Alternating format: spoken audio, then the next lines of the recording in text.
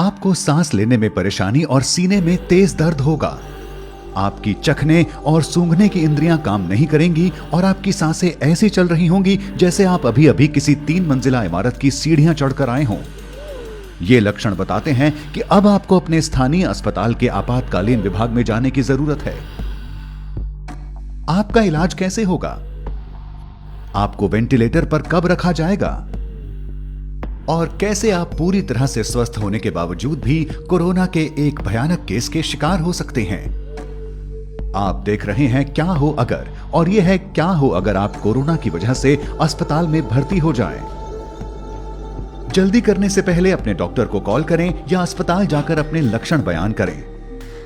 आपको ऐसा इसलिए कर लेना चाहिए क्योंकि यह भी हो सकता है कि आपके स्थानीय आपातकालीन विभाग में ज्यादा लोगों के लिए बेड की सुविधा ना हो और आपको दूसरे अस्पताल में ले जाए जाने की जरूरत हो सकती है। या हो सकता है कि आपके लक्षणों को इतना गंभीर ना समझा जाए कि उसके लिए अस्पताल की जरूरत हो। तो बेहतर यही होगा कि एक बार फोन पर जानकारी ले लें। लेकिन एक बार भर्ती होने पर नर्स आपकी कोरोना की जांच करेंगी। ज्यादातर मरीजों के खून के नमूने लेने के बाद उनकी कई जांचें की जाएंगी। इसके बाद डॉक्टर आपके फेफड़ों की आवाज सुनेंगे और फिंगर मॉनिटर के जरिए ये देखेंगे कि शरीर में ऑक्सीजन का स्तर कितना है। ये क्यों किया जाता है? क्योंकि अगर आपको कोविड-19 की गंभीर समस्या हो चुकी है तो शरीर में ऑक्सीजन कम होने लगेगी।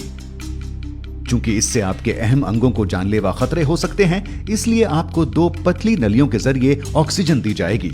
ये नलियां या तो सीधी या मास्क के जरिए आपकी नाक तक जाती हैं। इसके बाद आपके सीने का एक्सरे या सीटी स्कैन किया जाएगा ताकि डॉक्टरों को इसकी जानकारी मिल जाए कि आपके फेफड़ों के किन हिस्सों में जलन की समस्या है।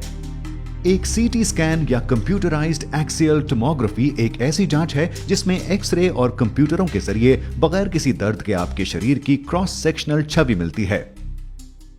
सीटी स्कैनर एक बड़ी चौकोर या गोल एक्सरे मशीन होती है जिसके बीचों बीच एक गोलाकार टनल होता है। यहां से डॉक्टर आपके सीने को देख पाते हैं। आपके सीटी स्कैन के दौरान आपको एक टेबल पर लिटाया जाता है। ये टेबल धीरे धीरे टनल से गुजरती है। गैंट्री नाम की एक बड़ी रिंग आपके शरीर के इर्द गिर्द घूमती है। इसमें एक ऐसी ट्यूब होती है जिससे एक्सरे किरणें निकलती हैं और एक डिटेक्टर जिससे शरीर में रेडिएशन का पता लगाया जाता है। गैंट्री के घूमने से ये किरणें अलग अलग एंगल से आपके शरीर की तस्वीरें लेती हैं। फिर ये सारी सूचना कंप्यूटर तक जाती है जहां आपके फेफड़ों के 3D मॉडल की तस्वीर तैयार होती है। इससे डॉक्टर आपके कोरोना संक्रमण की गंभीरता तय कर पाते हैं। जब आपके डॉक्टर के पास आपके कोरोना संक्रमण से जुड़ी सारी जानकारी आ जाती है, तब आगे का इलाज किस तरह से किया जाता है? कुछ मरीजों को एंटीबायोटिक दिया जा सकता है। यह दवा सीधे कोरोना से नहीं लड़ती, लेकिन इस दिशा में कारगर हो सकती है कि आपके फेफड़ों में कोई दूसरा बैक्टीरियल संक्रमण ना हो। लेकिन चूंकि अभी खास तौर पर कोरोना के लिए कोई दवा नहीं है, ऐसे में सारी जिम्मेदारी आपके शरीर में रोगों से लड़ने वाले सिस्टम यानी इम्यून सिस्टम पर होती है। ऐसे में आशा यही है कि आपका शरीर वायरस से लड़ पाए और ये कि ऑक्सीजन थेरेपी और देखभाल आपके लिए कारगर साबित हों। अगर सब कुछ सही दिशा में जाता है तो आपका रोगों से लड़ने वाला सिस्टम धीरे धीरे वायरस को मार सकने जितने एंटीबायोटिक पैदा कर लेगा। लेकिन क्या हो अगर आपकी स्थिति और खराब होने लगे?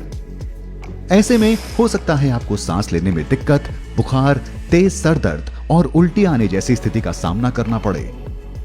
अगर खून में मौजूद ऑक्सीजन का स्तर ज्यादा गिरने लगता है, तब डॉक्टर आपके इलाज में तेजी लाते हुए आपको हाई फ्लो नेजल ऑक्सीजन पर रखेंगे।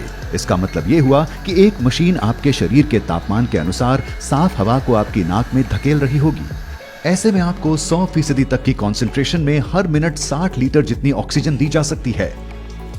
हालांकि इसको लेकर एक चिंता यह भी है कि ऐसा करने से वायरस हवा में घुल सकता है और आसपास मौजूद मरीजों, कर्मचारियों या दूसरे लोगों को संक्रमित कर सकता है। इस खतरे से बचने के लिए कुछ अस्पतालों में नेगेटिव दबाव वाले कमरे होते हैं। ये अलग थलग बनाए गए ऐसे कमरे होते हैं जो एक खास तरह के वेंटिलेशन सिस्टम से लैस होते हैं। यहाँ की हवा उल्टे दबाव के चलते कमरे से बाहर नहीं जाती। इस हवा को यहाँ से एक फिल्टर सिस्टम के जरिए बाहर कर दिया जाता है। अफसोस इस बात का है कि हर अस्पताल में ऐसे कमरों की सुविधा नहीं होती। अगर हाई फ्लो नेजल ऑक्सीजन का तरीका काम नहीं करता, तब डॉक्टर आपकी जान बचाने की आखिरी कोशिश करते हुए आपको मैकेनिकल वेंटिलेशन पर रखेंगे। आपको आईवी के जरिए दवाइयां दी जाएंगी। मैकेनिकल वेंटिलेशन का पहला चरण एंडोट्रैकियल इंट्यूबेशन होता है। आपके सोने के बाद आपके डॉक्टर लैरिंगोस्कोप नाम के एक उपकरण का इस्तेमाल करेंगे। ये उपकरण एंडोट्रैकियल ट्यूब को उसकी सही जगह तक पहुंचाता है। डॉक्टर आपके सर को पीछे की ओर झुकाएंगे और लैरिंगोस्कोप को आपके मुंह के जरिए गले तक पहुंचाएंगे। यहां इस बात का खास ध्यान रखा जाता है कि ये आपके दांतों के संपर्क में ना आए। आपके डॉक्टर इसके बाद धीरे धीरे आपके एपिग्लॉटिस को उठाएंगे। ये आपके लैरिंग्स की रक्षा करने वाला हिस्सा होता है।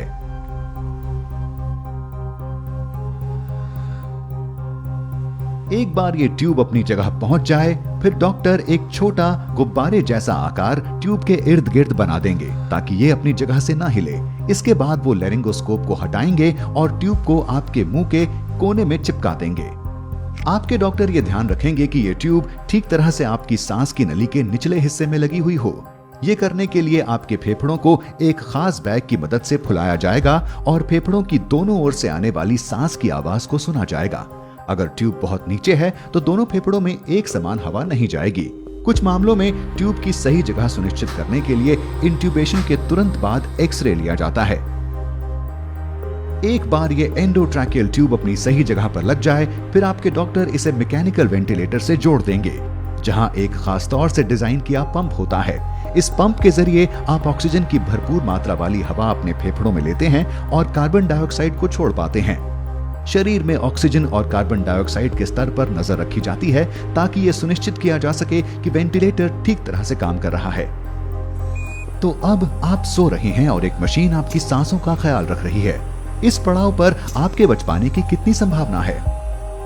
बदकिस्मती से US agency for international developments emerging pandemic threat program के पूर्व हेड और संक्रमित बीमारियों के जानकार डॉक्टर डेनिस कैरल का मानना है कि वेंटिलेटर पर पहुंचे कुल कोरोना मरीजों में से केवल 1/3 ही जिंदा बचे रह पाते हैं। वेंटिलेटर का ज्यादा लंबे वक्त तक इस्तेमाल भी एक मरीज के लिए घातक साबित होता है। तो अगर आप इन हालातों में बचे रह जाते हैं, आपके लिए आगे का रास्ता अब और भी लंबा होने वाला है। इस बीमारी के फैलने के शुरुआती दिनों में कुछ अस्पतालों ने शुरुआती इलाज के दौरान ही मरीजों को वेंटिलेटर पर रखा था। इसके पीछे की वजह यह भी थी कि ऐसे इलाज से वायरस को हवा में फैलने से रोका जा सकता है।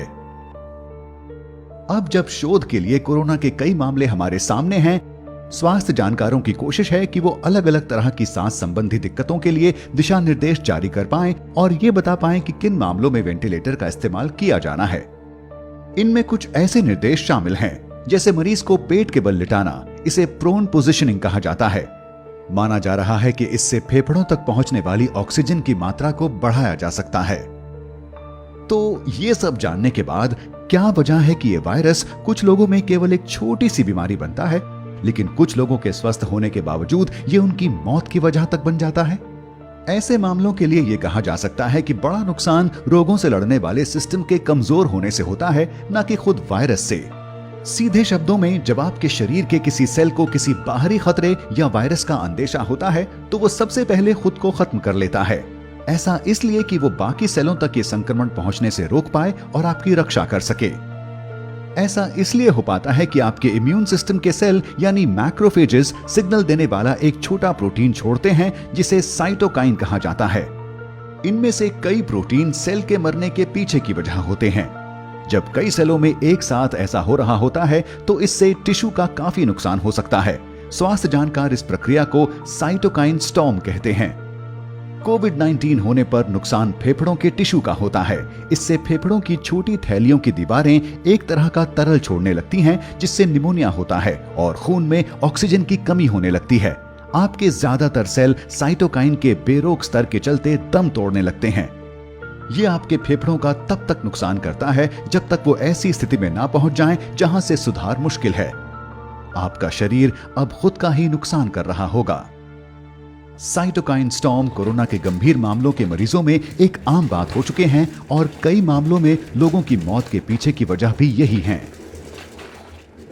आप में ये साइटोकाइन स्टॉर्म होगा या नहीं, ये काफी हद तक आपके जीन्स पर भी निर्भर होता है। H1N1 फ्लू वायरस के मरीजों में ये पाया गया है कि जिनमें ये साइटोकाइन स्टॉर्म आया वो काफी हद तक जेनेटिक कारणों से था। अब ये काफी हद तक संभव है कि बढ़ती उम्र के साथ ये जेनेटिक इम्यून विकार आप में भी विकसित हो जाएं। लेकिन ऐसी भी संभावना है कि आपके जीन्स में पहले से ही कुछ ऐसा हो जिससे आप कोरोना वायरस से संक्रमित होकर तुरंत साइटोकाइन स्टॉर्म की समस्या से घिर जाएं। यहाँ ये समझना जरूरी है कि साइटोकाइन स्टॉर्म की पूरी तस्वीर अभी हमारे सामने नहीं है और स्वास्थ्य समुदाय को इस बीमारी के सारे पड़ावों को समझने में अभी लंबा वक्त लगेगा। कई जानकारियों की दूसरे संस्थानों के जरिए पुष्टि होना अभी बाकी है। लेकिन अच्छी बात यह है कि दूसरी बीमारियों में काम आने वाले ऐसे तरीकों पर शोध जारी है जो साइटोकाइन स्टॉर्म को रोक सकें और कोरोना से लड़ सकें। साथ ही नए तरीकों की खोज की दिशा में भी लगातार काम किया जा रहा है। मौजूदा वक्त में ऐसी सैकड़ों दवाइयों पर खोज जारी है जो कोरोना से लड़ाई में काम आ सकती हैं। तो अगर आप इतने खुशकिस्मत हैं कि इस सब के बाद भी बचे रह सकें, तब आपको वेंटिलेटर से छुट्टी मिल सकती है। आपको शायद बहुत ज्यादा थकान महसूस हो, लेकिन अब आपको अस्पताल के आम वार्ड में रखा जाएगा। आप इस जगह तब तक रहेंगे जब तक आपके शरीर की ऑक्सीजन सुरक्षित लेवल तक नहीं आ जाती। इसके बाद आपको अस्पताल से छुट्टी मिल सकती है। आप घर जा सकते हैं और अपने परिवार और दोस्तों के बीच वापसी कर सकते हैं। मैं आशा करता हूं कि कोरोना की वजह से अस्पताल जाने पर आप ये समझ चुके होंगे कि क्यों हमें सावधान रहने की जरूरत है। कोरोना न केवल लोगों के स्वास्थ्य पर असर डाल रहा है, बल्कि यह हमारे जीवन के हर पहलू पर भारी पड़ रहा है। ऐसे में अगर अर्थव्यवस्था पूरी तरह से डगमगा जाती है, तब आप क्या करेंगे? जानने के लिए बने रहें क्या हो अगर के साथ।